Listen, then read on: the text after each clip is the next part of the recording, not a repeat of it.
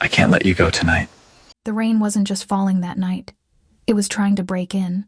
I remember looking at the clock on the wall of my waiting room. It was exactly 10:45 p.m. The clinic was supposed to be closed. The lights dimmed. The animals in the back kennels were sleeping through the storm. But I was still there, organizing files, hiding from the empty silence of my apartment upstairs. There is something comforting about a veterinary clinic at night. The smell of antiseptic, the hum of the refrigerator, the rhythmic breathing of the sick animals in the back. It was my sanctuary, my safe place, until it wasn't. The sound that shattered my peace didn't come from the thunder. It came from the front door. It wasn't a knock. People who need help knock. People who are lost knock. This was a pounding, a desperate, heavy thudding against the reinforced glass that made the entire frame shudder. My first instinct was to freeze. I was a woman alone in a building miles from the main town center, surrounded by Oregon forest that stretched into black nothingness. My second instinct was to reach for the phone, but then I heard the voice through the glass. It was muffled by the wind and the rain, but I could hear the raw edge of it. It wasn't a threat. It was a plea, a low, guttural sound of a man who was running out of time. My German shepherd, Duke, came trotting out from the back office. 90 pounds of muscle and loyalty. Usually, if a leaf blows against the window the wrong way, Duke is barking the house down. He's trained to protect. He's suspicious of everyone, but that night, he didn't bark. He stood by my side, his ears pricked forward, whining low in his throat. Not a growl, a whine. I should have kept the door locked. Every survival instinct I had was screaming at me to turn off the lights and hide. But I'm a healer. It's not just what I do, it's what I am. I couldn't leave a living thing to die on my doorstep. I unlocked the deadbolt. The wind tore the door out of my hand, and he fell in with the rain. He was massive. That was my first thought.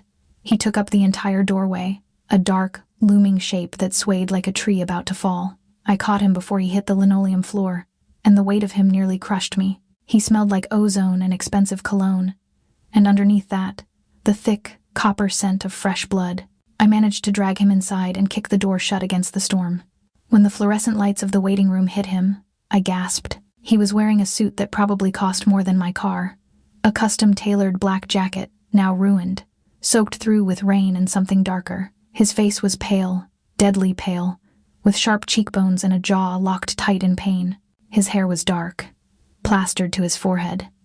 He looked like a fallen prince, or a devil who had lost a war. He tried to push himself up, muttering something about needing to keep moving. I could see the delirium in his eyes. They were gray, like the storm outside, and unfocused. I told him he wasn't going anywhere. I told him he was bleeding out on my floor, and if he walked back out that door, he would be dead within a mile. He looked at me then, really looked at me, and in that moment, the fear I felt shifted into something else. He wasn't looking at me like a predator looks at prey. He was looking at me like I was an anchor in a churning sea. He whispered that he couldn't go to a hospital. He said if he went to a hospital, the people hunting him would finish the job. I told him I wasn't a human doctor. I told him I treated cats with kidney failure and dogs with broken legs. I didn't have the equipment for a grown man with a bullet wound. He just gritted his teeth and told me to figure it out. I helped him into exam room 2. It was the larger room, with the hydraulic table we used for Great Danes and Mastiffs. He groaned as I helped him up onto the stainless steel surface. The movement tore at his injury, and fresh crimson bloomed across his white dress shirt. I grabbed the trauma shears from the counter. I didn't ask for permission. I cut the expensive fabric of his jacket and shirt away, revealing the damage. It was ugly. A gunshot wound to the left shoulder. The entry wound was ragged, and the skin around it was angry and swollen. I did a quick assessment, my hands moving automatically, slipping into the professional detachment that gets you through the bloody parts of the job. It had missed the bone, missed the artery, but it was deep. It needed cleaning, debridement, and sutures. I told him I had to clean it. I told him it was going to hurt more than the bullet did. He didn't flinch. He just nodded and gripped the edge of the metal table with his right hand. His knuckles turned white, but he didn't make a sound as I poured the saline solution over the wound. I watched his face as I worked. He was sweating, beads of perspiration mixing with the rain on his skin. He was fighting to stay conscious. I needed to stitch him up, but I couldn't do it while he was thrashing in pain. I looked at my cabinet. I didn't have lidocaine for humans. I didn't have morphine. I had ketamine. We used it for sedating aggressive dogs or for short surgeries. I explained the situation to him. I told him I was going to give him a cocktail of drugs meant for a 100-pound Rottweiler. I told him I had no idea how it would interact with his biology or if he had any allergies. I told him this was reckless and illegal and insane. He let out a dry, pained laugh. He said reckless and insane was his baseline. He told me to do it. I drew up the syringe. My hands were shaking. I forced them to steady. I found a vein in the crook of his arm easy to find. His veins were prominent. Roped along his muscular forearm and injected the sedative. While we waited for the drugs to take hold, the strangest thing happened. Duke, my protector, my suspicious shadow, walked into the exam room. Normally I would have commanded him to stay back, but I was too focused on the patient. Duke walked right up to the table. He sniffed the man's shoes, Italian leather, ruined by mud. Then he sniffed the man's hand, the one gripping the table for dear life. I expected a growl. I expected Duke to sense the danger radiating off this man. Because this man was dangerous. You don't get shot in a tailored suit unless you are involved in something terrible. But Duke didn't growl. He nudged the man's hand with his wet nose. And the man, the stranger bleeding on my table, turned his head. His eyes were heavy now, the drugs pulling him under. He uncurled his fingers and let them rest on Duke's head. He scratched the soft spot behind the dog's ears, a gentle, practiced motion. He murmured that he used to have a dog like this. He said animals were better than people. They didn't lie. That was the moment. That was the split second where I decided I wasn't just patching him up to get him out. I was saving him. Because Duke is a judge of character. Duke doesn't trust bad people. I watched the man's eyes flutter closed. His breathing deepened. The grip on the table relaxed. I went to work. I treated him with the same care I gave every patient. I cleaned the wound with chlorhexidine. I used a scalpel to trim away the jagged, dead tissue around the bullet hole. It was messy work. The blood kept welling up, slick and warm against my gloved fingers. I had to keep suctioning it away, focusing on the anatomy. Muscle, fascia, skin. It was different from a dog, but not so different that I couldn't recognize the layers. I threaded the needle. It was a monofilament nylon suture, blue and thick, designed to hold together the thick hide of a working dog. It would likely scar him. It wasn't the delicate, invisible stitching of a plastic surgeon. It was functional. It was survival. I stitched him up, tying the knots with efficient, sharp movements. 1 stitch, 2, 10. I closed the angry mouth of the wound until it was just a neat, black line against his olive skin. I bandaged it tightly, wrapping his shoulder and chest in white gauze, securing it with vet wrap. When I was finished, the adrenaline that had been fueling me suddenly evaporated. My knees hit the cabinet behind me, and I slid down to the floor. The room was quiet now, except for the storm still raging outside and the rhythmic breathing of the man on the table. I looked at the clock, 11:30 p.m. I sat there on the cold tile floor, peeling off my bloody gloves. I looked at the man. He was asleep, deep in the chemical oblivion I'd given him. He looked younger now that the pain wasn't twisting his features. He looked almost peaceful. Duke walked over to me and licked the salt from my cheek. I hadn't even realized I was crying. I whispered to Duke that we were in trouble. I told him that men like this didn't just appear out of the rain without bringing a hurricane with them. I told him we should call the police, but I knew I wouldn't. I had crossed a line the moment I injected that syringe. I was practicing medicine without a license on a man who was clearly a fugitive. I was an accomplice now. I stood up. I couldn't leave him on the metal table. It was cold and hard. I grabbed a rolling gurney from the back and managed, with a struggle that left me breathless, to transfer his dead weight onto it. I wheeled him into the recovery room, which was really just a small lounge area with a worn-out leather couch where I sometimes took naps during long shifts. I covered him with a wool blanket. I checked his vitals one last time. Pulse strong but thready, respiration steady. He would live. I sat in the chair across from him, watching his chest rise and fall. I wondered who he was. I wondered who wanted him dead. And I wondered, with a sinking feeling in my stomach, if saving his life was the biggest mistake of mine. Outside, the wind howled, battering the clinic walls. But the storm inside was just beginning. I didn't think I would sleep. After dragging a 200-pound stranger onto my couch and scrubbing his blood off my exam table, I thought I would spend the night sitting by the door with a baseball bat. But exhaustion is a heavy tide. I must have passed out in the chair around 3 a.m., my head resting on the reception desk, Duke sleeping at my feet. The thing that woke me wasn't a noise. It was a smell. Rich, dark roast coffee. The kind I can never afford to buy. I opened my eyes, and for a second, the morning sun streaming through the blinds made everything look normal. Dust motes dancing in the light, the quiet hum of the refrigerator. Then the memory of the storm crashed back into me. The blood, the gun, the man. I scrambled up, my heart hammering a frantic rhythm against my ribs. I moved toward the small kitchenette attached to the recovery room. I expected to find him gone. Or worse, dead. Instead, I found him standing by the counter, pouring boiling water into my French press with a steady hand. He had found a clean t-shirt from the donation bin I kept for messy procedures. It was a plain gray shirt, a little too tight across his shoulders, straining against muscles that were clearly built for violence, not manual labor. He had cleaned himself up. The blood was gone from his face, revealing sharp, aristocratic features that looked even more dangerous in the daylight. He shouldn't have been standing. I had stitched through muscle and fascia less than 8 hours ago, but he moved with a terrifying grace, ignoring the stiffness in his left side. He turned when he heard me. His eyes were clear now. The gray storm clouds from last night had sharpened into something like steel. He held out a mug. I stared at it. The absurdity of the situation almost made me laugh. A mafia boss, because let's be honest, that's what he was making me coffee in my tiny clinic kitchen while police were probably looking for a body somewhere in the forest. I took the mug. Our fingers brushed. His skin was warm, alive. The fever I had worried about hadn't set in yet. I asked him how he was still standing. I told him he should be unconscious. He just shrugged, a small, careful movement that didn't pull at his stitches. He said pain was information. You acknowledged it, and then you put it away. He told me the coffee was a thank you, for the stitching, for the silence. I took a sip. It was perfect. Of course it was. Men like him didn't do things halfway. We stood there in the quiet kitchen, the steam rising between us.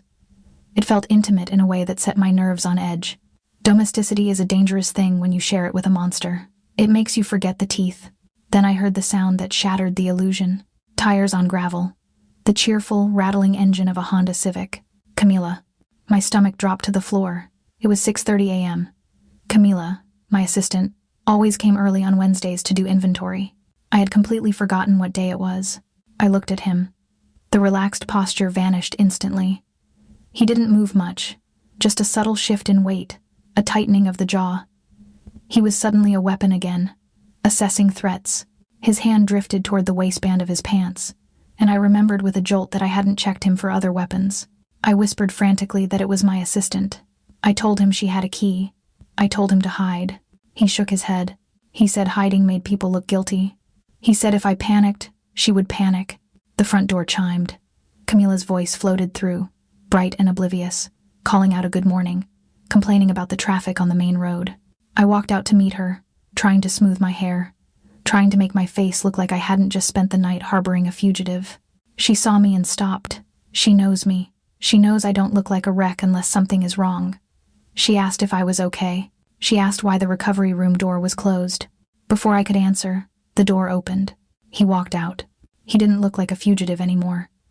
He looked like a celebrity who had taken a wrong turn. He smiled at Camila, a slow, charming smile that didn't reach his cold eyes but dazzled her instantly.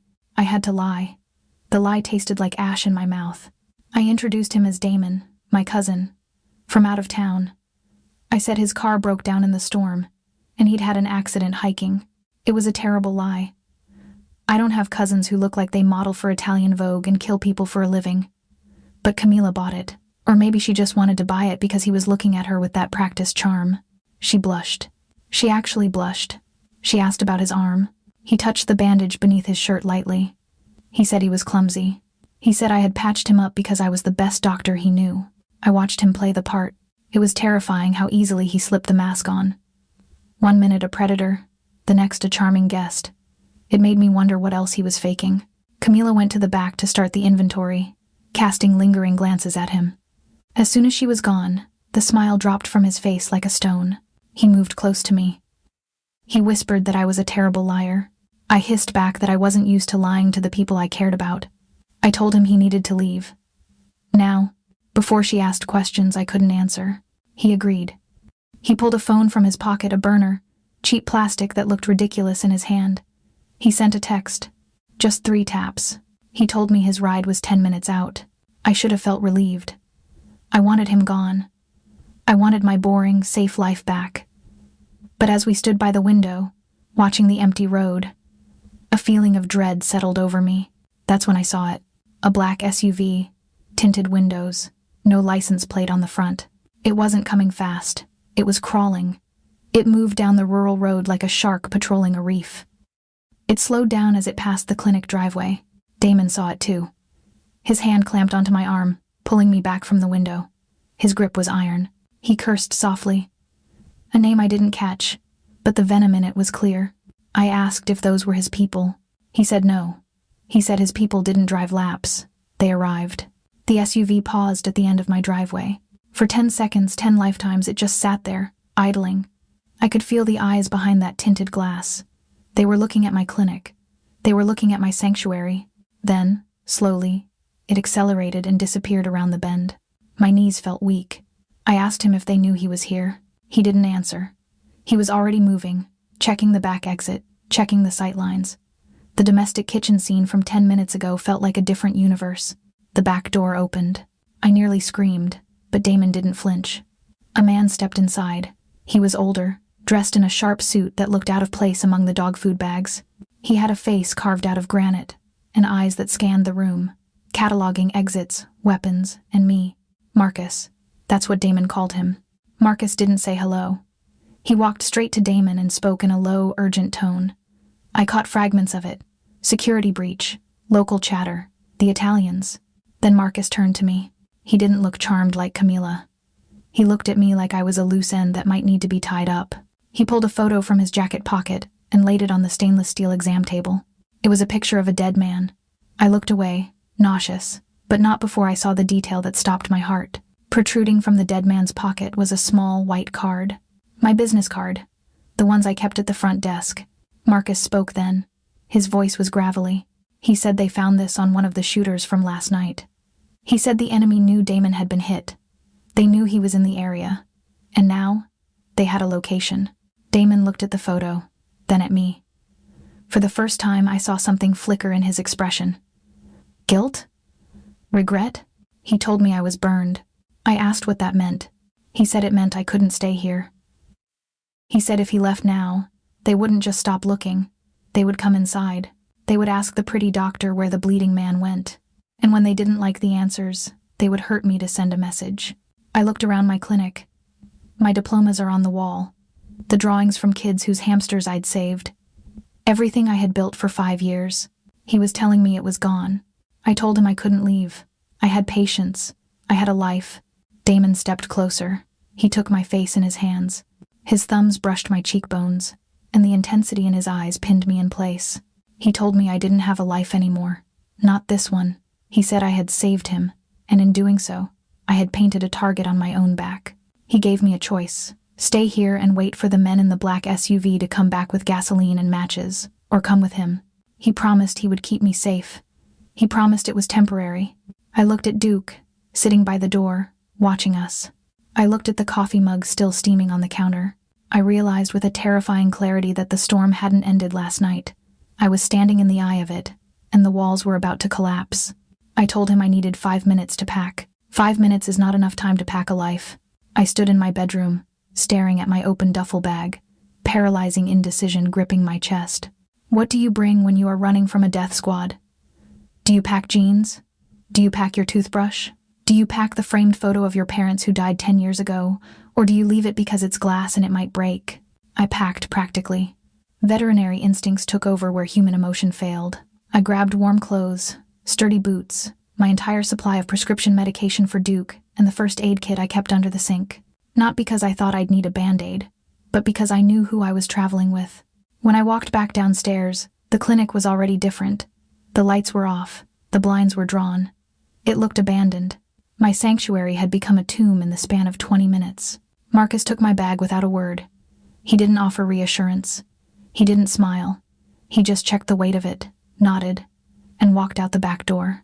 Damon was waiting for me. He had put his ruined jacket back on to hide the bandage, and the gun I knew was tucked into his waistband. He held the door open for Duke and me. He didn't touch me, but I could feel the heat radiating off him, a silent pressure that urged me to move faster. Outside, The air was cold and smelled of damp earth. The storm had passed, but the sky was a bruised purple, heavy with unspoken threats. 3 black SUVs were idling in the service alley behind the clinic. They looked like beasts, their engines purring with a low, menacing rumble. Men in dark suits, soldiers, I realized stood by the doors. They didn't look at me. They looked at the tree line, at the road, at the rooftops. Damon guided me to the middle vehicle. Duke jumped in first, settling into the leather back seat like he was used to private chauffeurs. I climbed in next to him, and Damon slid in beside me. The door slammed shut with a heavy, vault-like thud. The lock engaged automatically. Inside, the world was silent. The glass was thick, bulletproof. It cut off the sound of the wind, the birds, the reality I was leaving behind. The interior smelled of new leather and gun oil. We moved. The convoy pulled out of the alley with synchronized precision. 1 car in front, 1 behind. We were the cargo. As we hit the main road, leaving my clinic in the rearview mirror, panic started to claw at my throat. I watched the building shrink until it was just a gray speck against the green forest. Everything I had worked for, every late night, every saved animal, every bill I had scraped to pay, I was leaving it all unprotected. I turned to Damon. He was looking out the window, his profile sharp against the passing trees. He looked calm, too calm.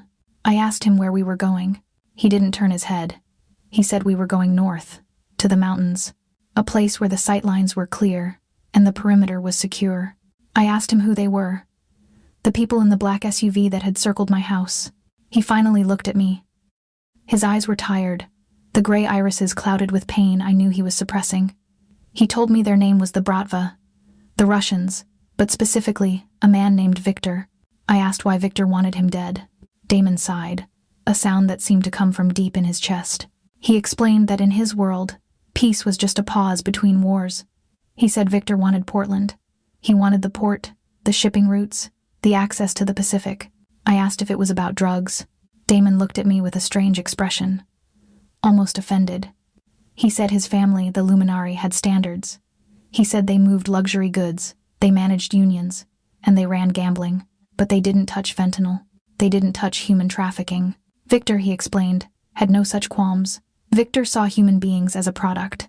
He told me that 3 weeks ago, Victor had approached him with a partnership offer. He wanted to use Damon's infrastructure to move girls from Eastern Europe to Seattle and Portland. Damon had refused. He had refused not politely, but violently.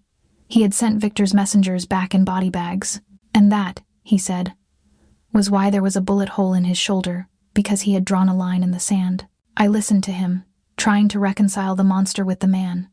He was sitting there, admitting to being a criminal kingpin, admitting to murder, admitting to running an empire built on shadows, and yet, he was framing it as a moral stand. He was the lesser of 2 evils, the wolf who protected the flock from the hyenas. I asked him if that was supposed to make me feel better that I was being kidnapped by the good bad guy. A ghost of a smile touched his lips. It wasn't a happy smile. It was sharp and self-deprecating. He told me he wasn't asking me to like him. He was asking me to survive him.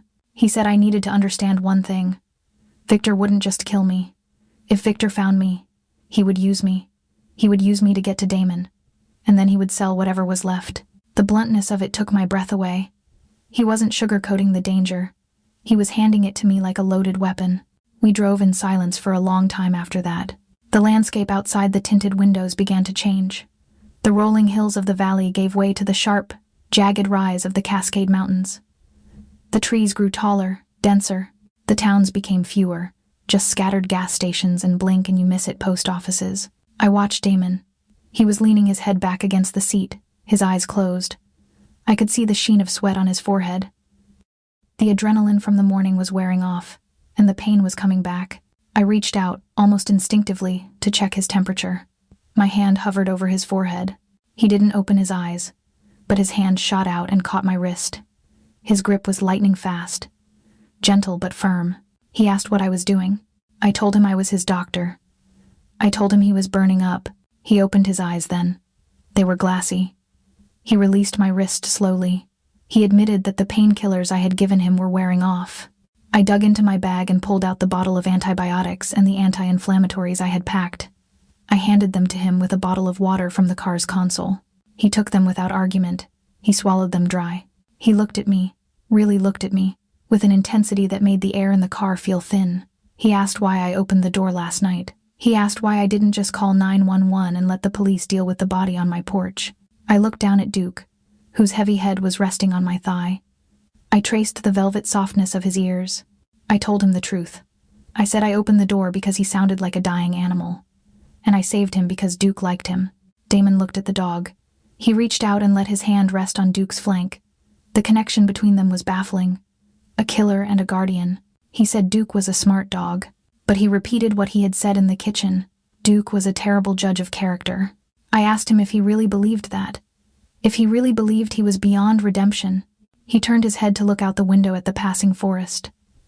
The shadows of the trees played across his face, cutting his features into light and dark.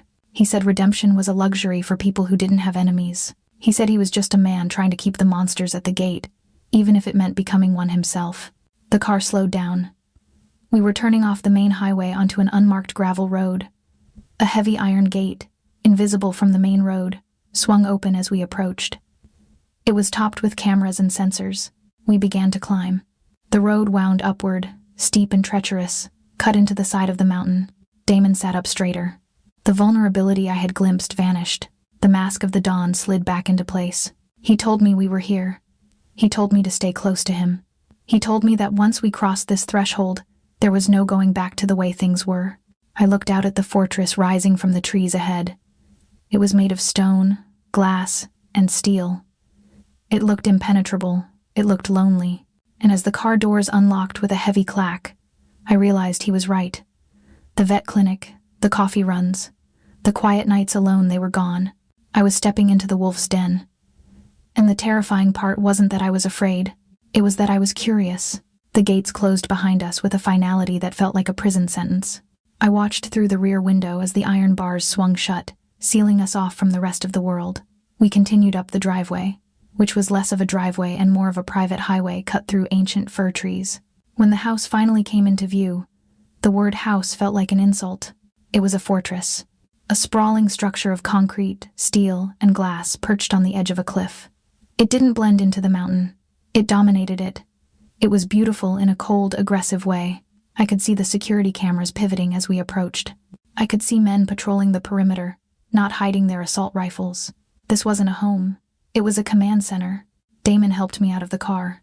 The mountain air was thin and sharp, biting at my cheeks. Duke jumped out after us, immediately alert, his nose working overtime to catalog the thousands of new scents. Damon didn't let go of my arm. He guided me toward the massive front doors, which opened before we even reached them. Inside, it was like walking into a museum where you weren't allowed to touch anything. The floors were marble, polished to a mirror shine. The art on the walls looked original, abstract, violent splashes of color that probably cost more than my entire medical school education. It was quiet. A suffocating, expensive silence. But we weren't alone. A woman was waiting for us in the foyer. She stood perfectly still, arms crossed over a silk blouse that shimmered under the chandelier light. She looked like Damon. The same dark hair, the same olive skin, the same predator's grace. But where Damon had layers of charm and weariness, she was just sharp edges. Isabella, Damon introduced us, but he didn't use the warm tone he used with me. He used the tone of a man reporting to an equal. He told her I was the doctor, the one who stitched him up. Isabella didn't offer her hand. She didn't smile. She looked at me the way I look at a stray dog that might have rabies, assessing the risk, calculating the cost of compassion. Her eyes swept over my muddy boots, my frantic hair, my cheap duffel bag. She spoke to Damon, but her eyes never left mine. She asked if this was wise. She asked if bringing a civilian, a witness into the inner sanctum was a breach of protocol. Damon's grip on my arm tightened slightly. He told her I wasn't a witness. He said I was a guest. He said I had saved his life, and now I was under the family's protection. Isabella finally addressed me directly. Her voice was low, smooth, and utterly devoid of warmth. She asked me if I understood what that protection entailed. She asked if I understood that once I walked deeper into this house, I ceased to be a private citizen and became a liability. I stood my ground. I faced down 100-pound pit bulls who wanted to tear my throat out. I wasn't going to let a woman in silk intimidate me. I told her I didn't ask to be here. I told her I saved her brother because it was my job to heal, not because I wanted a front row seat to a Mafia war. A flicker of something, maybe respect, maybe amusement crossed her face. She turned on her heel and told us dinner would be served in an hour. She told Damon to get cleaned up because he smelled like a wet dog and antiseptic. An hour later, I was sitting at a dining table long enough to land a plane on. I had showered and changed into the only clean clothes. I had jeans and a sweater. I felt woefully underdressed. The room was dim, lit by candles and the glow of the city lights far below in the valley. The table was set with crystal and silver. Damon sat at the head. Isabella sat to his right. I sat to his left. The food was incredible. Risotto with truffles, roasted lamb, and wine that tasted like velvet. But the conversation was a nightmare. They didn't talk about the weather. They didn't talk about sports. They talked about death. Isabella debriefed Damon with clinical efficiency. She listed off the casualties from the last week. She talked about shipping routes being compromised. She talked about a security breach at the warehouse in the East District. She spoke about men dying the way other people talk about stocks falling. I sat there, pushing risotto around my plate, trying not to lose my appetite. The juxtaposition was nauseating. The luxury surrounding us, the beauty of the room, and the absolute brutality of their reality. Then, Isabella turned to me. She set down her wine glass and asked me a question that stopped my fork halfway to my mouth. She asked if I could shoot. I blinked. I asked her to clarify. She didn't blink. She asked if I knew how to handle a firearm, if I could point a gun at a human being and pull the trigger without hesitating. I looked at Damon. He was watching me, his expression unreadable. He wasn't going to save me from this question. I looked back at Isabella. I told her no. I told her I was a veterinarian. I spent my life stopping hearts from stopping. I spent my life fighting death, not causing it. Isabella leaned forward, the candlelight catching the diamonds in her ears.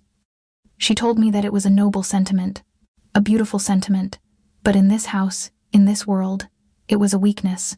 She said that if Victor found us and he would try, my medical degree wouldn't save me. My compassion wouldn't save me. She told me that being a healer was a luxury in peacetime, and we were at war. She said that if I couldn't kill, I was just a burden, a piece of luggage that they had to carry and protect. The insult stung. I felt heat rise in my cheeks. I told her I wasn't useless. I told her I had kept her brother alive when he was bleeding out on a table. I told her that without my weakness, she would be planning a funeral right now instead of a strategy meeting. Silence stretched across the table. Heavy, thick. Damon cleared his throat. He looked at his sister with a warning in his eyes. He told her that was enough. He said, Valentina, he used my full name, and it sounded different when he said it was not a soldier. She wasn't expected to be. He said I was here because he wanted me here. And that was the end of the discussion. Isabella held his gaze for a long moment. A silent battle of wills between siblings who were both used to being in charge. Finally, she shrugged, a graceful, dismissive motion. She picked up her wineglass and took a sip. She said she hoped he was right. She said she hoped I was worth the risk. Dinner ended shortly after. I excused myself, needing to get away from the suffocating atmosphere of that room. Damon walked me to the guest suite they had prepared. It was luxurious, of course. A king-sized bed, a balcony overlooking the forest, a bathroom with a soaking tub, but the door had a heavy lock, and I knew there was a guard stationed at the end of the hall. Damon stood in the doorway. He looked tired again. The mask was slipping. He apologized for Isabella. He said she was protective. He said she had been the one to hold the family together when their father died. She saw threats everywhere because that was how she kept them alive. I asked him if she was right. Was I just a burden? Damon stepped into the room. He didn't touch me, but he stood close enough that I could smell the cedar and smoke on him. He told me I was the only human thing in this house.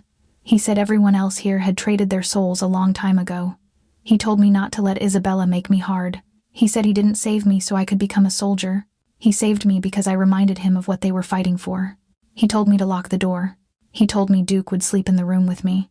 He wished me good night and closed the door. I listened to his footsteps fade down the hall. I locked the door. I checked it twice. Duke jumped onto the bed, curling up on the expensive duvet. I sat down next to him, burying my hands in his fur. I looked around the beautiful, cold room. I was safe here, theoretically, protected by stone walls and men with guns.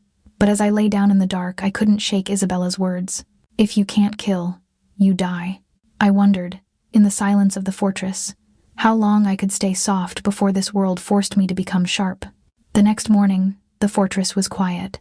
I woke up expecting to feel like a prisoner, but the sun streaming through the floor-to-ceiling windows made everything feel confusingly peaceful. Duke was already awake, sitting by the balcony door, watching a hawk circle the valley below.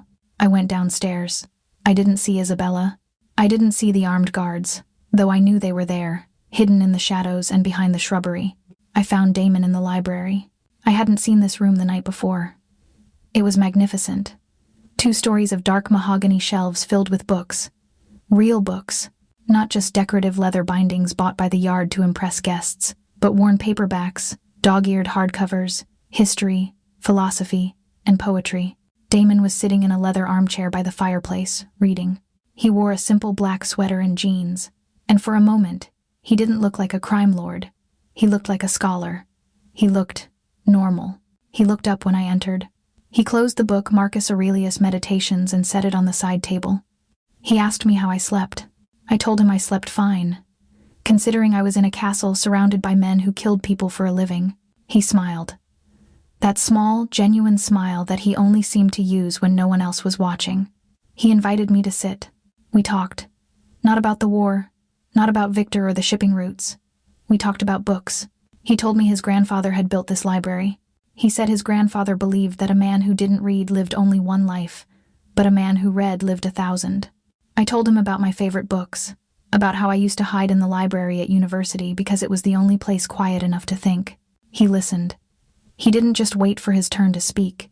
He actually listened. He asked questions. He wanted to know why I became a vet, why I chose to save animals instead of people. I told him the truth. I said people were complicated. They lied. They hurt you. Animals were simple. If a dog loved you, it loved you. If it bit you, it was because it was scared or in pain. There was no malice. Damon looked at the fire then. The flames reflected in his gray eyes. He said he understood that. He said in his world, loyalty was currency, but it was rarely free. Everyone wanted something. I asked him if he was lonely.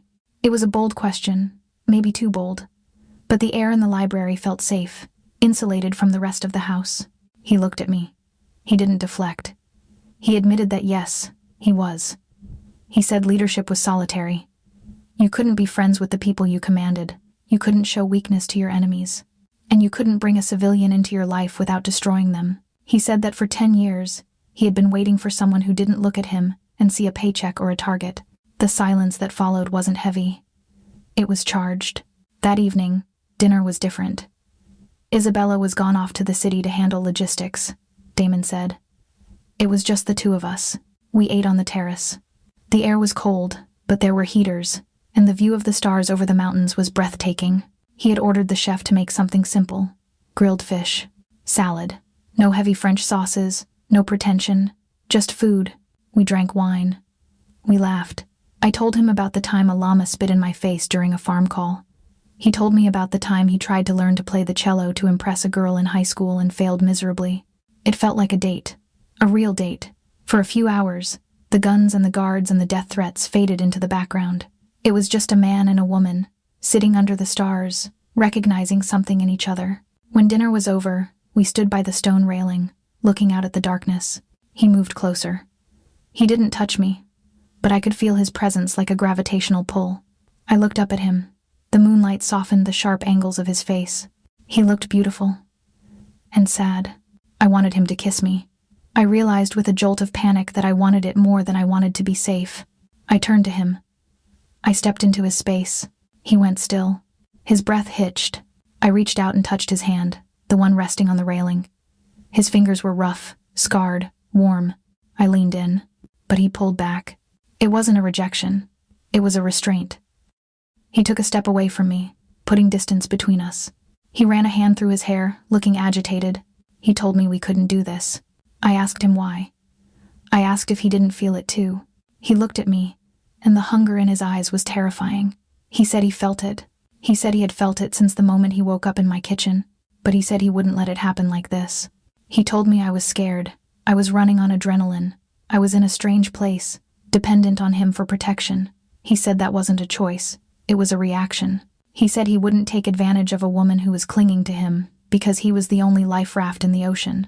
He said when he kissed me not if he wanted it to be because I chose him. Knowing who he was, knowing what he was, Not because I was afraid of the dark, but because I wanted the monster who lived in it. He told me to go to bed. Alone. I stared at him. I had never met a man like this. A man who had the power to take whatever he wanted, but refused to take anything that wasn't freely given. I walked back to my room in a daze. I sat on the edge of the bed, my heart racing. I thought about his words. Choose. I thought about the danger. I thought about the blood on his shirt that first night. I thought about Isabella's warning. If you can't kill, you die. But then I thought about his hand on Duke's head. I thought about the books in the library. I thought about the way he had looked at me on the terrace like I was something precious, something to be protected, not owned. I made my choice. I stood up. I walked out of my room. I walked down the hall to the master suite. The guard at the end of the hall looked at me, surprised, but he didn't stop me. I knocked on Damon's door. He opened it. He had changed into sweatpants, no shirt. The bandage on his shoulder was stark white against his tan skin. He looked at me, his eyes wide. I didn't say anything. I just stepped inside and closed the door behind me. I told him I wasn't afraid. I told him I wasn't running from anything. I told him I was choosing. He looked at me for a long, agonizing moment, searching for doubt, searching for fear. He didn't find any. He crossed the room in 2 strides. He framed my face with his hands, his thumbs tracing my jawline. He asked me if I was sure. He warned me that once we started this, there was no going back. He said he was a possessive man. He said he wouldn't let me go easily. I told him to shut up and kiss me, and he did. It wasn't gentle. It was desperate. It was the crash of 2 people who had been lonely for a lifetime, finally colliding. He kissed me like he was drowning and I was air. He kissed me like he wanted to devour me and save me at the same time. We moved to the bed. The world outside ceased to exist. There was no war, no Bratva, no Victor. There was just skin on skin, the scent of cedar and desire, the weight of his body, heavy and grounding. The way he whispered my name against my skin was like a prayer. For the first time in my life, I didn't feel like the strong one. I didn't feel like the one who had to hold everything together. I felt held. I felt seen. I fell asleep in his arms, his good arm draped over me, his heartbeat steady against my ear. I thought, naively, beautifully, that this was it, that we had found something real in the middle of the chaos. I didn't know that chaos waits for morning. Waking up next to a dangerous man feels surprisingly like waking up next to anyone else. The sun was barely touching the peaks of the mountains outside, casting a pale, gray light across the room. I lay there for a long time, just listening. I listened to the wind against the glass, to the quiet hum of the house waking up, and mostly, to the steady rhythm of Damon's breathing. His arm was heavy across my waist, anchoring me to the mattress. He was asleep deeply, genuinely asleep in a way I suspected he rarely allowed himself to be. The tension that usually defined his body, the coil of muscle ready to strike, was gone. He looked younger. He looked like the man who read philosophy in the library, not the man who ordered hits on shipping containers. I felt a warmth spread through my chest that had nothing to do with the heavy duvet. It was hope. Reckless, stupid, beautiful hope. I thought about the night before, the way he had touched me, the way he had whispered that he wanted me to choose him. I believed him. I believed that we had carved out a sanctuary in the middle of a war zone. My throat was dry. I carefully slid out from under his arm, trying not to wake him. He shifted, murmuring something unintelligible but didn't wake. I pulled on his discarded t-shirt. It smelled like him, cedar and musk, and padded barefoot out of the bedroom. I needed water. The hallway was empty. The guard was gone, likely changing shifts. I walked down to the kitchen, feeling a strange sense of ownership over the space. Yesterday, this house had been a fortress. Today, it felt almost like a home. I poured a glass of water from the fridge and leaned against the granite island, watching the mist roll over the valley. I was smiling. I was actually smiling. Then, a phone buzzed. It wasn't mine. My phone had been turned off and locked in a safe since we arrived, per security protocol. It was lying on the counter, plugged into a charger. It was a rugged, tactical phone. Not Damon's personal one. Maybe Marcus's. He must have left it there during the briefing last night. It buzzed again. The screen lit up. I shouldn't have looked. I respect privacy. I'm a doctor. I keep secrets for a living. But we were at war, or so they told me. And when you are in a war zone, information is survival. I glanced at the screen. The preview message was visible. Subject: Operation Mousetrap. Update: Victor has taken the bait. Intercept team ready. My stomach dropped. Mousetrap. Bait.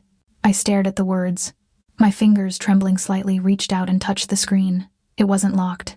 I opened the message thread, and as I scrolled back, the world I had built over the last 24 hours crumbled into dust. I read the timeline. It was all there. Cold, clinical, strategic. Day 1. Target acquired. The veterinarian holds high value for subject Luminari. Suggest using it as leverage. Day 2. Subject Luminari agrees. Keep her close. Let Victor think she is the weakness. Draw him out. Day 3. Leak location of safe house transport. Ensure Victor follows. I put the phone down. I felt like I was going to throw up. Let Victor think she is the weakness. I wasn't a guest. I wasn't a lover. I wasn't even a person to them. I was the cheese in a trap. They had brought me here, paraded me in front of the windows, driven me in a convoy they knew was being watched, all to lure Victor into an attack where they could kill him. And Damon? I thought about his hesitation on the terrace. I want you to choose me. Was that part of it? Was making me fall in love just another way to ensure the bait stayed put? To ensure I didn't run away before the trap could be sprung? I heard footsteps behind me. I turned around. Damon was standing in the doorway of the kitchen. He was wearing sweatpants, his hair messy from sleep, a lazy, affectionate smile on his face. He looked at me like I was the best thing he had ever seen. Then he saw the phone in my hand. He saw my face. The smile died. Instantly, he stepped into the room, reaching out a hand. He said my name. Softly, carefully. I backed away until my spine hit the edge of the counter. I held up the phone. I asked him if it was true. I asked him if I was Operation Mousetrap. He stopped moving. He looked at the phone, then at me. He didn't deny it. He didn't try to lie. He just closed his eyes for a second, a look of profound pain crossing his face. He admitted that it started that way. He said that when I saved him, Marcus realized Victor would see me as a vulnerability. They decided to use that, to make Victor think I was important, so he would make a mistake and come out of hiding. Make Victor think I was important. The words cut deeper than any knife. I asked him about last night. I asked him if sleeping with me was just part of the performance, a way to keep the asset happy. He stepped forward again, desperation creeping into his voice. He told me no. He swore to me that the plan had changed. He said he tried to call it off yesterday. He said what happened between us was real. He said he fell for me, and that terrified him more than the war did. I laughed. It was a broken, jagged sound. I told him I didn't believe him. I told him that a man who could plot to use a woman as human bait didn't get to talk about love. I told him he was exactly what Isabella said he was, a general, and generals sacrificed pawns to win games. I threw the phone on the counter. It slid across the granite and hit the floor with a crack. I told him I was leaving. He tried to stop me. He said it wasn't safe. He said Victor was still out there. And now the trap was broken. The danger was uncontrolled. I looked him in the eye. The gray eyes I had kissed last night. The eyes I had trusted. I told him I would rather take my chances with the wolves in the forest than stay one more minute with the liar in the castle. I walked past him. He reached for my arm, his fingers brushing my skin. I flinched away from him like he was fire. I told him not to touch me. I told him the 48 hours were up. I went to my room. I packed my bag with shaking hands. I woke Duke up, who looked at me with confused, sleepy eyes. I clipped his leash on. When I came back downstairs, Damon was waiting by the front door. Marcus was there too, looking grim. Isabella was nowhere to be seen. Damon looked wrecked. In the span of 20 minutes, he had aged 10 years. He told me he had prepared a car. He said he wouldn't stop me if I wanted to go. He said he owed me that much. He handed me a piece of paper, a phone number. He said if I ever needed anything at all, to call. I took the paper. I tore it in half. I let the pieces fall to the marble floor. I told him the only thing I needed was to forget I ever opened my door to him. I walked out of the fortress. The morning sun was bright and blinding, burning off the mist. It should have been a beautiful day, but as I climbed into the waiting SUV, sitting as far away from the window as possible, I felt cold, freezing cold. The illusion was shattered. And the worst part wasn't the fear of what was waiting for me down the mountain. The worst part was knowing that my heart was still back in that bedroom, wrapped in the sheets of a man who had sold me out for strategy. The drive down the mountain was nothing like the drive up. 3 days ago, I had sat in this same leather seat, terrified of the man beside me. Now, I was terrified of the silence between us. Damon sat across from me, looking out the window, his jaw set in a line so hard it looked like it might snap. He hadn't said a word since I tore up his phone number in the foyer. I stared at my hands. They were shaking, not from fear, but from the adrenaline crash of anger. I kept replaying the message on the phone. Target acquired. A veterinarian holds high value. It circled in my head like a vulture.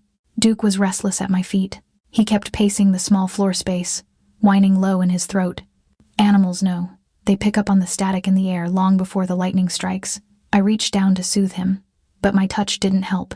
He nudged my knee, his brown eyes wide and urgent. We were about 20 minutes from the main highway. The road was narrow here, winding through dense Douglas firs that crowded the asphalt, blocking out the morning sun. It felt claustrophobic, a tunnel of green and gray. Damon shifted. He looked at me. For a moment, the mask of the stoic warlord slipped. He looked like he wanted to speak. He looked like he wanted to bridge the 3 feet of distance between us that felt like an ocean. He opened his mouth, maybe to apologize again, maybe to convince me to stay. We never found out what he was going to say. The world turned white. There was no sound at first, just a pressure wave that slammed against the SUV like a giant fist. The vehicle in front of us, the lead car carrying 4 of Damon's best men, erupted. It wasn't just an explosion, it was disintegration. A ball of orange fire blossomed in the middle of the road, throwing twisted metal into the trees. Our driver slammed on the brakes. The SUV fishtailed, tires shrieking against the pavement, the smell of burning rubber flooding the cabin vents. I didn't have time to scream. Damon moved. He didn't look at the explosion. He didn't look at the threat. He looked at me. In the split second before our car was hit, he launched himself across the aisle. He didn't reach for his gun. He reached for me. He threw his body over mine, driving me down into the footwell, covering my head with his arms, curling around me like a shield. Then the impact came. Something slammed into the side of our SUV. A rocket? Another vehicle? I didn't know. The heavily armored car was tossed like a toy. We spun. Metal screamed against asphalt. Glass shattered, raining down on us like diamonds. The world was a violent, tumbling washing machine of noise and pain. When we finally stopped, we were tilted at a crazy angle, halfway into the ditch. The silence that followed lasted only a heartbeat. Then, the gunfire started. It sounded like heavy rain on a tin roof, but louder, angrier. Bullets hammered against the armored chassis. Thud, thud, thud. Damon groaned. It was a wet, ragged sound right in my ear. He shifted his weight, and I felt something warm and sticky drip onto my cheek. Blood. His blood. I tried to push him up. I asked him if he was okay. I screamed his name. He pulled back just enough to look at me. His face was streaked with red from a cut on his forehead, and his eyes were wild, not with fear, but with combat focus. He checked me over with frantic hands, shoulders, ribs, head, checking for breaks, checking for holes. He told me to stay down. He told me not to move, no matter what I heard. He kicked the door open. It was jammed, heavy, but he put his shoulder into it and forced the metal to bend.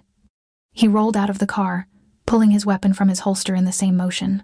I huddled in the footwell, Duke pressing his trembling body against mine.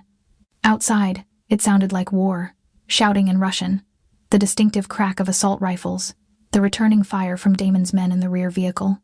I heard Damon's voice. He was shouting orders, commanding the chaos. He sounded powerful, terrifying, but I knew the truth. I knew he was bleeding from a surgical wound that hadn't healed. I knew he was running on painkillers and willpower. A shadow fell over the open door. I looked up, expecting Damon. It wasn't him. A canister rolled into the car. It looked like a soda can. It clattered against the floor mat, spinning, hissing. Damon saw it. From outside, he saw it. He roared. A sound of pure, desperate horror. He lunged back toward the car, reaching for the grenade, reaching for me. He was too late. The flashbang detonated. It wasn't like the movies. It was a physical blow to the brain. A blinding white light that seared my retinas, followed instantly by a sound so loud it erased the world. My ears rang with a high-pitched scream. My balance vanished. The ground seemed to tilt and spin. I couldn't see. I couldn't hear. I was floating in a white void. Then, hands. Rough hands, not Damon's gentle touch. These hands grabbed my arms, my hair. They dragged me out of the car. I tried to fight. I tried to kick, but my body felt disconnected from my brain. I was a rag doll. My vision started to clear in patches, blurry, swinging images, the gray sky, the burning wreckage of the lead car, the trees are spinning above me. I saw Duke. He was barking, snapping at the men dragging me, but someone kicked him. Hard. He yelped and went down, and then I saw Damon. He was on his knees about 20 yards away. 2 men were holding him down. He was fighting them with the strength of a madman. He had lost his gun. His jacket was torn. Blood, so much blood was soaking through his shirt, staining the white bandage I had applied just yesterday. He wasn't looking at the men beating him. He was looking at me. His mouth was open in a scream I couldn't hear over the ringing in my ears. His face was a mask of pure agony, not physical pain, soul pain. He was watching the one thing he had promised to protect being ripped away from him. He surged forward, throwing one of the attackers off, reaching his hand out toward me. His fingers clawed at the air, desperate to close the distance. Valentina. I could read the name on his lips. Then, the butt of a rifle cracked against the back of his skull. He crumbled. He didn't fall all at once. He sank, fighting gravity until the very end. His eyes locked on mine until they rolled back. I wanted to scream. I wanted to run to him. I wanted to tell him I was sorry, that I didn't care about the phone or the plan or the lies. I just wanted him to get up. But the rough hands threw me into the back of a van. The smell of old oil and stale sweat filled my nose. A hood was shoved over my head, plunging me into darkness. The last thing I felt before the chemically sweet smell of a sedative rag covered my face was the vibration of the engine roaring to life. And the last thing I thought was that Isabella was right. I wasn't a soldier. I was a weakness. And because of me, the king had fallen. I woke up in stages. First came the cold, a damp, bone-deep chill that seeped up from the floor. Then came the smell. Rust, old oil, the salty, rotting tang of the river, and finally, the pain. My head throbbed with a rhythm that matched my heartbeat, a souvenir from the sedative rag or maybe a blow I didn't remember taking. I tried to move my hands to rub my temples, but they wouldn't go. They were wrenched behind my back, secured with something biting in plastic. Zip ties, tight enough to cut off circulation. I opened my eyes. The world was blurry, lit by flickering halogen bulbs high above. I was in a warehouse. It was cavernous, filled with shipping containers and shadows. I was sitting on a wooden chair in the middle of a cleared space, like an actor on a stage waiting for a spotlight. I wasn't alone. 2 men stood by the heavy metal doors, assault rifles slung across their chests. They were smoking, talking in low, guttural Russian. They didn't look at me. I was just cargo, secure, unimportant, but a third man was watching me. He was sitting on a crate a few feet away, peeling an apple with a knife that looked too sharp for fruit. He was dressed in a suit that cost more than my clinic, but unlike Damon, he didn't wear it with grace. He wore it like armor. Victor. I knew it was him before he spoke. He had the kind of face that belonged on a wanted poster or a Forbes list, depending on who you asked. Cold eyes, thin lips, an air of absolute terrifying entitlement. He saw I was awake. He didn't smile. He just sliced a piece of apple and ate it off the blade. He spoke in perfect, unaccented English. He said he was disappointed. He said he had expected the woman who brought the great Damon Luminari to his knees to be more impressive, more dangerous. I tried to speak, but my throat was sandpaper. I managed to croak out a question. I asked what he wanted. He laughed. It was a dry, humorless sound. He stood up and walked toward me, the knife hanging loosely by his side. He told me he didn't want anything from me. I was just the currency, the leverage. He said that for 3 weeks, he had been trying to get a meeting with Damon. He had sent messengers. He had sent threats. He had sent bodies. Damon had refused them all. But today, Damon was calling him. Victor pulled a phone from his pocket. He held it up so I could see the screen. It was an active call, muted. He unmuted it and put it on speaker. He told Damon to speak. He told him the merchandise was awake and listening. Damon's voice filled the warehouse. It was distorted by the connection, but I would know that voice anywhere. It wasn't the voice of the man who read poetry in the library. It was the voice of the warlord, but it was shaking. Is she hurt? That was all he asked. Is she hurt? Victor looked at me, scanning the bruise on my cheek, the way I was slumped in the chair. He lied. He said I was fine, comfortable. Then he asked for the terms. He told Damon to say them out loud. so I could hear what I was worth. Damon didn't hesitate. He didn't bargain. He spoke with a desperate, frantic speed. He offered $5 million in offshore accounts, transferable immediately. Victor raised an eyebrow at me. $5 million. But Damon wasn't finished. He offered the shipping routes, the unions, the warehouse district. He offered half of Portland. My breath caught in my throat. Half of Portland. That was the legacy. That was the empire his grandfather had built. The territory he had bled to protect. The responsibility that kept him trapped in this life. He was giving it away. All of it. Victor smiled. A cruel, satisfied twisting of his lips. He asked if that was all. Damon's voice cracked. He said he would leave the city. He would take me and disappear. He would give Victor the crown, the kingdom, the power. Everything. Just for me. Just give her back. The desperation in those 4 words shattered me. This wasn't the calculation of a man running a mousetrap. You don't burn your own house down to catch a mouse. This was a man setting fire to his entire world just to save the one thing he couldn't live without. He hadn't lied. On the terrace, in the bedroom, in the car, he hadn't lied. He loved me. He loved me enough to become nothing. Victor ended the call. He didn't say yes. He didn't say no. He just tapped the screen and silenced the only voice that mattered. He looked at me with pity. He told me it was romantic. Truly. Like a Shakespeare play. Then he leaned in close, smelling of mint and tobacco. He told me the tragedy of Shakespeare was that everyone died in the end. He said he would take the money. He would take the territory. And when Damon arrived at the exchange point tonight, his men would kill him, and then they would kill me. Because loose ends were messy, and Victor liked things clean. He walked away. He told the guards to watch me. He said he had a kingdom to inherit. I sat there in the silence, the echo of Damon's voice still ringing in my ears. Is she hurt? Just give her back. I looked at my hands, or I tried to. I could feel them behind my back, numb and swollen. I thought about the clinic. I thought about the animals I had saved. I thought about a golden retriever caught in a snare trap I had treated last year. The dog had survived because she didn't panic. She had twisted, turned, and endured the pain until she was free. Pain is information, Damon had said. You acknowledge it, and then you put it away. I closed my eyes. I focused on my wrists. The zip tie was tight, biting into the soft skin. But plastic has a weakness. The locking mechanism is a small square block. If you can smash it, it breaks. But I couldn't smash it. But hands. Hands are malleable. I am a surgeon. I know anatomy. I know that the thumb is just a saddle joint. I know that if you compress the metacarpals, the hand becomes smaller than the wrist. It requires dislocating the thumb. Or at least, compressing it to the point of agony. I started to work. I twisted my right hand. The plastic dug in, cutting the skin. I felt warm blood trickle down my fingers. Good. Blood is a lubricant. I pushed my thumb into my palm. I squeezed my hand as hard as I could, making it narrow. I pulled. The pain was blinding. It felt like fire shooting up my arm. I gasped. A sharp, ragged sound. One of the guards looked over. He shouted something in Russian. I froze. I slumped forward, pretending to be fainting, pretending to be broken. I let out a sob. A pathetic, helpless sound. The guard laughed. He said something to his friend, probably a joke about weak American women. They turned back to their conversation.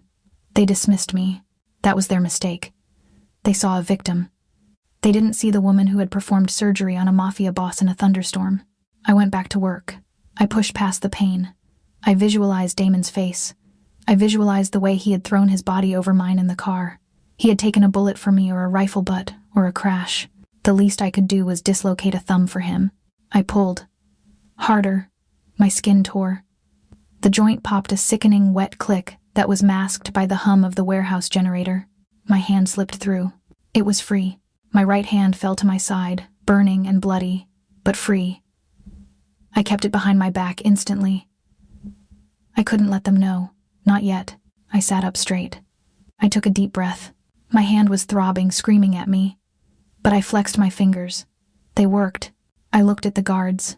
They were checking their watches, waiting for midnight, waiting for Damon to walk into their trap. They thought the game was over. They thought they had won. But they didn't know 2 things. First, they didn't know that Damon Luminari was coming for them, and he had nothing left to lose. And second, they didn't know that the bait was no longer tied down. I waited. I watched the shadows. I listened for the sound of an engine, or a gunshot, or the wind. I wasn't the veterinarian anymore. I wasn't the civilian. I was the partner of a king. And if they wanted to kill us, they were going to have to look me in the eye when they did it. Midnight didn't come with a bell. It came with a blackout. 1 second, the warehouse was bathed in the harsh yellow glow of halogen lights. Next, the world plunged into absolute, suffocating darkness. The silence that followed lasted only a heartbeat.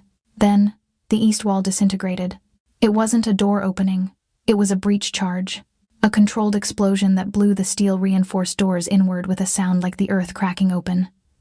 Dust and concrete debris sprayed across the floor. Victor shouted orders in Russian, his voice pitching up with panic. His men scrambled, turning on tactical flashlights, their beams cutting through the swirling dust like lightsabers in a fog. They shouted at each other, aiming at the hole in the wall. I stayed low in my chair, my heart hammering against my ribs. I kept my free right hand hidden behind my back, waiting. Through the smoke and the dust, a shadow emerged. It wasn't a tactical team. It wasn't a SWAT unit. It was just him. Damon walked through the breach. He didn't look like a man anymore. He looked like a nightmare dug up from a shallow grave. His suit was gone, replaced by a tactical vest over a blood-soaked shirt. His face was a mask of dried blood and fresh rage. He held a handgun in each hand, and he moved with a terrifying, fluid violence. Victor's men opened fire. Damon didn't stop. He moved laterally, firing as he moved. It was precise, mechanical. He wasn't shooting to suppress, he was shooting to end. 2 guards went down before they could even find a target. Victor grabbed me. He yanked me up from the chair by my hair, pulling me backward. I stumbled, my legs numb from hours of sitting. He dragged me into the shadows, using my body as a shield between him and the Reaper walking toward us. He jammed the barrel of his gun against my temple. The metal was hot. He screamed at Damon to stop. He screamed that he would blow my brains out if Damon took another step. The shooting stopped. The silence that rushed back into the warehouse was heavy, thick with the smell of cordite and fear. The only sound was the crackle of fires starting where the breach charge had ignited some old crates near the entrance. Damon froze. He was about 30 feet away. He stood amidst the bodies of Victor's men, his chest heaving. He looked at me. In the erratic light of the growing fire, I saw his eyes. They weren't cold anymore. They were wide, frantic, filled with a terrifying mixture of relief and devastation. He looked at the gun pressed to my head. He looked at the bruises on my face. He lowered his weapons. Slowly, deliberately. Victor laughed. It was a jagged, hysterical sound. He shouted that he knew it. He knew Damon was weak. He said the great Don Luminari was nothing but a sentimental fool who would die for a piece of bait. He told Damon to drop the guns. Or I died. Damon looked at me. He didn't look at Victor. He just locked eyes with me. He didn't say a word, but the communication was instant. He was apologizing. He was telling me he had tried. He was telling me he would trade his life for mine right now, without hesitation. I looked back at him, and I made a decision. I wasn't going to let him die for me. Not like this. Not on his knees. I tightened the muscles in my legs. I took a breath. I remembered the self-defense class I took years ago. The instructor had said that a dead weight is harder to hold than a fighting one. If you fight, they have leverage. If you drop, you become gravity's weapon. I waited for Victor to inhale, to start his next taunt, and then I dropped. I threw all my weight downward, pulling my knees to my chest. At the same time, I whipped my free right hand, the hand I had dislocated my thumb to liberate, and drove my elbow back into Victor's groin with every ounce of strength I had left. It wasn't graceful. It wasn't a movie move. It was desperate and ugly, but it worked. Victor grunted, his grip loosening just for a fraction of a second as he instinctively bent forward from the pain. My sudden drop pulled his aim off. The gun slipped from my temple. That fraction of a second was all Damon needed. He didn't hesitate. He didn't aim. He just fired. The shot was deafening in the enclosed space. I hit the concrete floor hard, rolling away instinctively. Victor staggered back. He looked down at his chest, surprised. There was a dark, spreading stain right over his heart. He looked at Damon, his mouth opening to say something, maybe a curse, maybe a prayer, but nothing came out. He collapsed backward onto the dusty floor. Damon was there instantly. He dropped his guns and fell to his knees beside me. His hands were all over me, frantic, trembling. He touched my face, my shoulders, my hair. He was murmuring my name over and over again, like a chant. Elena. Elena. I've got you. I reached up and touched his face. The blood, the sweat, the stubble. It was real. He was real. I told him I was okay. I told him he came. He pulled me into his chest, burying his face in my neck. He held me so tight I couldn't breathe, and I didn't care. He was shaking. The invincible warlord was shaking like a leaf, but we didn't have time for a reunion. The fire from the breach had spread. It had found something flammable: fuel, chemicals, old insulation. The flames were climbing the walls, licking at the ceiling. The air was turning thick and black with smoke. And then I heard it. A ticking sound, not a clock, an electronic chirping from Victor's body. Damon heard it too. He stiffened. He pulled away from me and ripped open Victor's jacket. Strapped to the dead man's chest was a device. A dead man's switch? A timer? It didn't matter. The numbers were racing down. Red digital eyes were counting the seconds until hell opened up. 15 seconds. Damon looked at the device, then at the exit. The breach he had made was blocked by a wall of fire now. The only way out was the loading dock at the far end of the warehouse. He grabbed me. He didn't ask if I could walk. He hauled me up. He shouted that we had to run. We ran.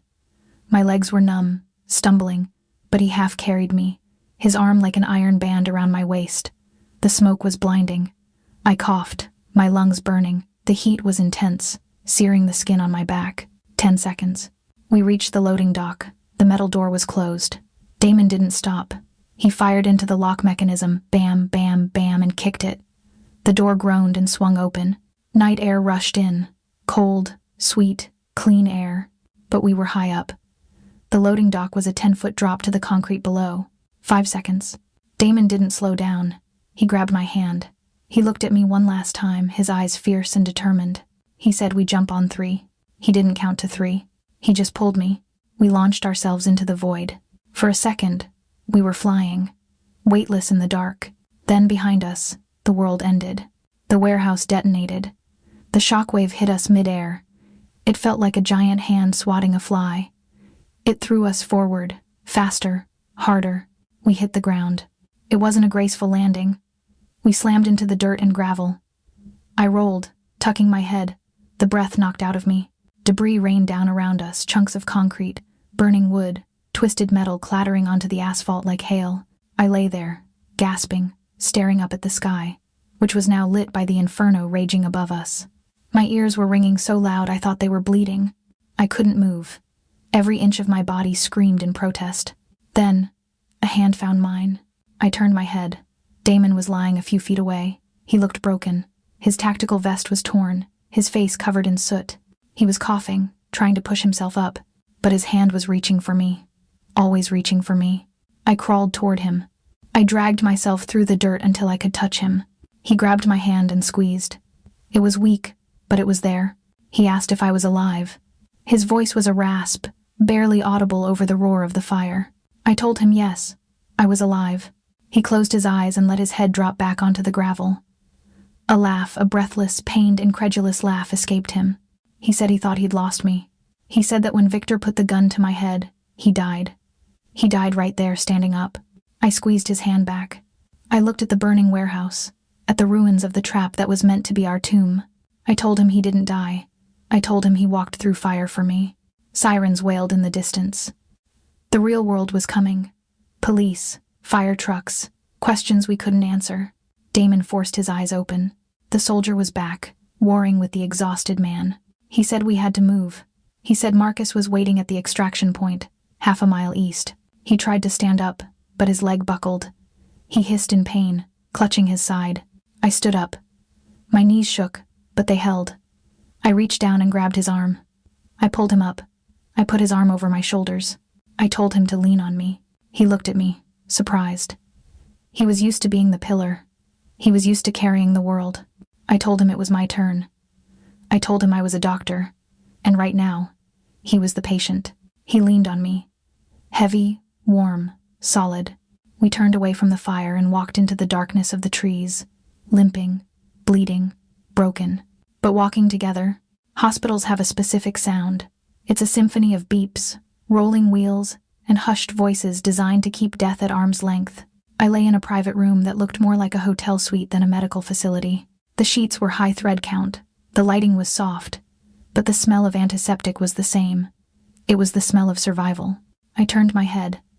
In the bed next to mine, pushed close, against hospital regulations, I was sure lay Damon. He was asleep. His face was a map of the last 24 hours.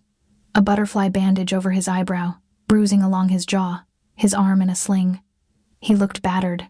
He looked exhausted, but his chest rose and fell with a steady, reassuring rhythm. Even in sleep, his hand was reaching across the gap between our beds, his fingers loosely tangled with mine. He hadn't let go since the ambulance ride. Every time a nurse tried to separate us to check his vitals, he would wake up thrashing, panic in his eyes until he saw me. So, they let us be. I watched him sleep and thought about the warehouse. The fire, the jump. I thought about the way he had looked at me when he offered his empire to Victor. Just give her back. I squeezed his hand. He stirred, his eyes fluttering open. The fog of painkillers cleared instantly when he saw me. He didn't smile. He just studied my face, cataloging every scratch, every bruise, making sure I was still real. He asked how I felt. His voice was a wreck, raspy from smoke inhalation. I told him I felt like I fell out of a building, which I suppose I did. He didn't laugh. He struggled to sit up, wincing as his ribs protested. He reached for a manila envelope on the bedside table. It was thick, sealed with a red string. He handed it to me. I asked him what it was. He told me it was my exit strategy. I opened it. Inside were legal documents, deeds, bank transfers. I flipped through them, my heart sinking. There was the deed to my clinic, the mortgage paid in full. There was a title to a house in Tuscany. There was a trust fund set up in my name with a balance that made my head spin. $5 million, the same amount he had offered Victor. He had prepared this. While I was sleeping, while he was bleeding, he had called his lawyers. He looked at me with an expression that broke my heart. It was resignation, pure, selfless resignation. He told me that I was free. He said that nobody knew about this account. I could take the money, go to Italy, go anywhere. I could start over. He promised that Victor's organization was dismantled, that I was safe now. But he knew that being with him meant looking over my shoulder for the rest of my life. He said he loved me too much to turn me into a target. He said I deserved peace. He said I deserved a man who came home at 5 p.m. and didn't have to check the car for bombs. He was giving me the one thing he didn't have: freedom. I looked at the papers. I looked at the deed to the clinic I had worked so hard for. It was everything I had ever worried about, solved with a signature. Safety, security, a clean slate. I looked at Damon. He was watching me, waiting for me to take it, waiting for me to leave him. He expected it. He thought it was the only logical choice. I put the papers back in the envelope. Then, I tore the envelope in half. The sound of the thick paper ripping was loud in the quiet room. Damon flinched. I tore it again, and again, until the exit strategy was just a pile of confetti on the hospital blanket. I told him he was an idiot, a brilliant, brave, noble idiot. I told him that safety was overrated. I told him that I had spent 5 years being safe, alone in my clinic, and I had never felt as alive as I did when I was running through a burning warehouse with him. I told him that I didn't want a clean slate. I wanted the mess. I wanted the scars. I wanted him. He stared at the torn papers, then at me. Hope started to dawn in his eyes, warring with fear. I told him I had conditions. This wasn't a fairy tale, and I wasn't a princess. I was a partner. Condition 1, no more secrets. If there is a threat, I want to know. If there is a strategy, I want to be in the room. I am not bait. I am not a pawn. I am the queen, or I am nothing. Condition 2, I keep my clinic. I keep my work.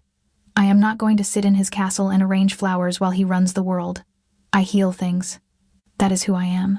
And condition 3, when we have children, when, not if, they get a choice. They don't inherit the sins of the father unless they choose to. We build a wall between the business and the family, and that wall has to be unbreakable. Damon listened to every word.